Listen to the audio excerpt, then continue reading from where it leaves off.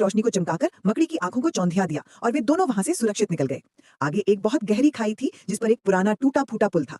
हर कदम पर पुल हिल रहा था और पत्थर नीचे गिर रहे थे। पफ तो उड़कर जा सकता था, लेकिन जोया को उसे पार करना था। जोया ने हिम्मत नहीं हारी। उसने गहरी सांस ली और एक एक कदम सावधानी से रखते हुए उस कांपते हुए पुल को पार कर लिया। आखिरकार वे जादूगर के अंधेरे और डरावने महल के सामने खड़े थे। महल के अंदर पहुंचते ही उनका सामना उस दुष्ट जादूगर से हुआ। वो बहुत शक्तिशाली लग रहा था। उसने जोया को देखा और हंसते हुए कहा, एक राजकुमारी, तुम यहाँ क्या कर रही हो? क्या तुम्हें भी खूबसूरती और ताकत चाहिए? मेरा साथ दो, मैं तुम्हें दुनिया की सबसे खूबसूरत रानी बना दूंगा। जोया ने बिना डरे जवाब दिया, मुझे तुम्हारी खोखली खूबसूरती और ताकत नहीं चाहिए, मुझे न्याय चाहिए।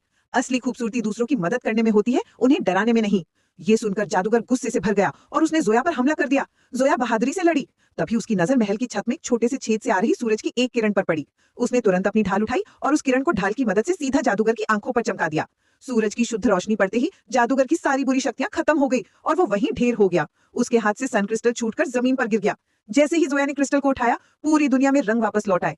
पेड़ पौधे, नदियां और आसमान पहले से भी ज्यादा खूबसूरत लगने लगे।